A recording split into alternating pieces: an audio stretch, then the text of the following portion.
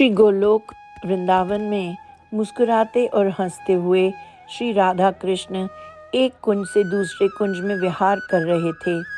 उन दोनों युगल स्वरूप की शोभा पावस वर्षा ऋतु के घनश्याम और तड़ित कांति की तरह अथवा नीलमणि पर्वत और स्वर्णिम खान की भांति हो रही थी। श्री कृष्ण जो कामदेव से भी अधिक सुंदर हैं, वे पारलौकिक जगत की सर्वश्रेष्ठ सुंदरी अपनी प्रेयसी श्री राधिका के साथ आनंद पूर्वक विहार कर रहे थे। देवताओं ने देखा कि वह सिंहासन कौस्तुभ मणियों से जड़ित होकर अनुपम शोभा पा रहा है। उस पर भगवान श्री कृष्ण चंद्र श्री राधिका के साथ विराजमान हैं। वे युगल स्वरूप मोहिनी आदि 8 दिव्य सखियों से परिवेष्टित तथा श्रीदाम प्रभृति 8 गोप सखाओं द्वारा सेवित हैं। उनके ऊपर हंस के समान श्वेत रंग वाले पंख झाले जा रहे हैं और हीरों से बनी मूठ वाली चमर डुलाए जा रहे हैं। भगवान की सेवा में करोड़ों ऐसे छत्र प्रस्तुत हैं जो कोटि चंद्रमा की प्रभाव को परास्त करने वाली हैं। भगवान श्री कृष्ण के वाम भाग में विराजित श्री राधिका से उनकी बाईं भुजा सुशोभित है। भगवान ने स्वेच्छा पूर्वक अपने दाहिने पैर को टेढ़ा कर रखा है। वे हाथ में बांसुरी धारण किए हुए हैं। उन्होंने मनोहर मुस्कान से भरे मुखमंडल और भौहों के विलास से अनेक कामदेवों को मोहित कर रखा है। उन श्री हरि की मेघ के समान श्यामल कांति है। कमल दल की भांति उनके विशाल नेत्र हैं। घुटने तक लंबी बड़ी भुजा वाले वे प्रभु उज्जवल पीत वस्त्र धारण किए हुए हैं। भगवान वृंदावन के भ्रमरों की गूंज से युक्त सुंदर वनमाला धारण किए हुए हैं। पैरों में घुंघरू और हाथों में कंकड़ की छटा छिटक रही है। अति सुंदर मुस्कान मन को मोहित कर रही है।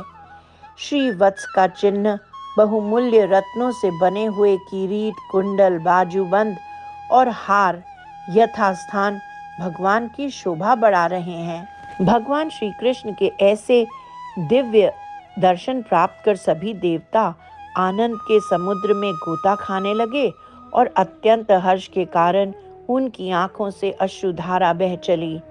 तब संपूर्ण देवताओं ने हाथ जोड़कर विनीत भाव से उन परम पुरुष श्री कृष्ण चंद्र को प्रणाम किया। इस प्रकार का विलक्षण दिव्य दर्शन प्राप्त कर सभी देवताओं को महान आनंद हुआ। उन सब को यह भली भांति ज्ञात हो गया कि परमात्मा श्री कृष्णचंद्र स्वयं परिपूर्ण भगवान हैं। तब वे उन परम प्रभु की स्तुति करने लगे। जो भगवान श्री कृष्णचंद्र पूर्ण पुरुष है, पर से भी पर है, यज्ञों के स्वामी हैं, जो कारण के भी परम कारण हैं, परिपूर्णतम परमात्मा और साक्षात गोलोक धाम के अधिवासी हैं, उन परम पुरुष श्री राधावर को हम सादर नमस्कार करते हैं। हम आपकी शरण ग्रहण करते हैं। आप अजन्मा, त्रिगुणातीत और वेदज्ञों के भी अगोचर हैं। हे भगवान, आपके चरणों की सेवा अनेक कल्याणों को देने वाली है। उसे छोड़कर जो तीर्थ, यज्ञ और तप का आचरण करते हैं अथवा ज्ञान के द्वारा जो प्रसिद्ध हो गए हैं, उन्हें बहुत से विघ्नों का सामना करना पड़ता है। वे सफलता प्राप्त नहीं कर सकते। भगवान, अब हम आपसे क्या निवेदन करें? आपसे तो कोई भी बात छिपी नहीं है, क्योंकि आप चराचर मात्र के भीतर विद्यमान हैं। जो शुद्ध अंतःकरण वाले एवं देह बंधन से मुक्त हैं, वे हम इंद्र आदि देवता भी आपको नमस्कार ही करते हैं। ऐसे आप पुरुषोत्तम भगवान को हमारा प्रणाम है, जो श्री राधिका जी के हृदय को सुशोभित करने वाले चंद्रहार हैं, गोपियों के नेत्र और जीवन के मूल आधार हैं तथा ध्वजा की भांति गोलोक धाम को अलंकृत कर रहे हैं। हे आदिदेव भगवान, आप संकट में पड़े हुए हम देवताओं की रक्षा करें, रक्षा करें। भगवान, आप वृंदावन के स्वामी हैं, गिरिराजपति भी कहलाते हैं। आप ब्रज के अधिनायक हैं। गोपाल के रूप में अवतार धारण करके अनेक प्रकार की नित्य विहार लीलाएं करते हैं। श्री राधिका जी के प्राण वल्लभ एवं श्रुतिधरों के भी आप स्वामी हैं। आप ही गोवर्धन धारी हैं। अब आप धर्म के भार को धारण करने वाली इस पृथ्वी का उद्धार करने की कृपा करें। गोकुलेश्वर भगवान श्री कृष्ण चंद्र देवताओं को संबोधित करते हुए मेघ के समान गंभीर वाणी में इस प्रकार बोले। ब्रह्मा, शंकर एवं अन्य देवताओं, तुम सब मेरी बात सुनो। मेरे आदेश अनुसार तुम लोग अपने अंशों से देवियों के साथ यदुकुल में जन्म धारण करो। मैं भी अवतार लूंगा और मेरे द्वारा पृथ्वी का भार दूर होगा। मेरा वह अवतार यदुकुल में होगा और मैं तुम्हारे सब कार्य सिद्ध करूंगा। वेद मेरी वाणी, ब्राह्मण मुख और गौ शरीर है। सभी देवता मेरे अंग हैं। साधु पुरुष तो हृदय में वास करने वाले मेरे प्राण ही हैं। अतः प्रत्येक युग में जब दंभपूर्ण दुष्टों द्वारा इन्हें पीड़ा होती है और धर्म, यज्ञ तथा दया पर भी आघात पहुंचता है, तब मैं स्वयं अपने आप को भूतल पर प्रकट करता हूँ।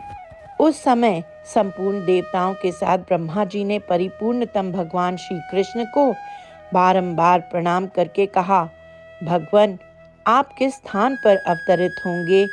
ये संपूर्ण देवता आपके परिकरों के रूप में किन किन स्थानों में रहेंगे और किन किन नामों से इनकी प्रसिद्धि होगी? मेरे जन्म के लिए कौन सा स्थान होगा? श्री भगवान ने कहा, मैं स्वयं वासुदेव और देवकी के यहाँ प्रकट होऊंगा। ये वसु जो द्रोण के नाम से प्रसिद्ध है, ब्रज में नंद होंगे और इनके प्राण प्रिया धरा देवी यशोदा नाम धारण करेंगी।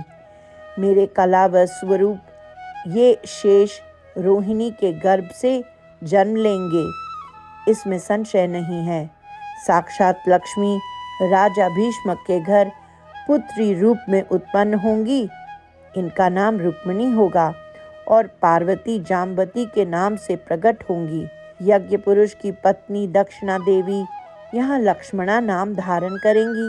यहाँ जो विरजा नाम का नदी है, वही कालिंदी नाम से विख्यात होंगी। भगवती लज्जा का नाम भद्रा होगा।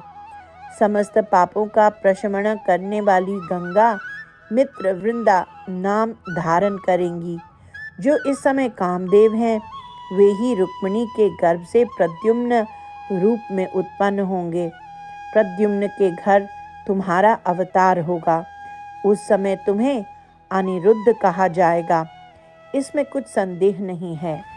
जिस समय जगतपति भगवान श्री कृष्ण चंद्र इस प्रकार बातें कर रहे थे, उसी क्षण अब प्राणनाथ से मेरा वियोग हो जाएगा, यह समझकर श्री राधिका व्याकुल हो गई और दावानल से दग्ध लता की भांति मूर्छित होकर गिर पड़ी।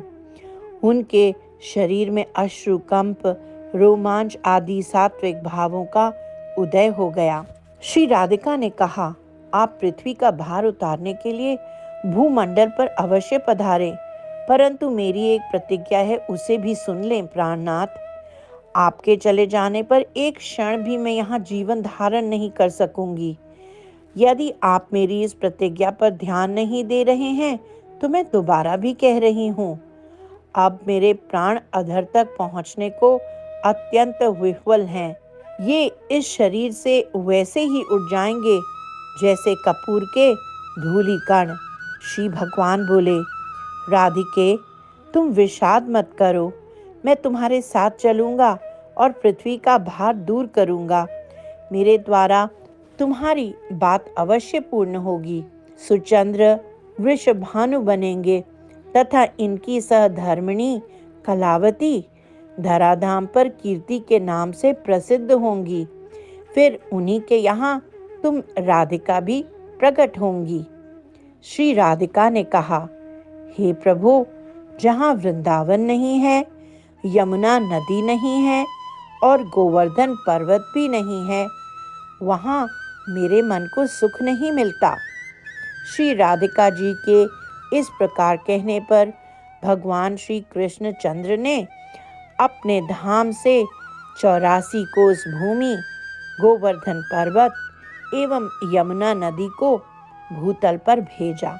श्री गिरि गोवर्धन की जय, गिरिराज धरन की जय।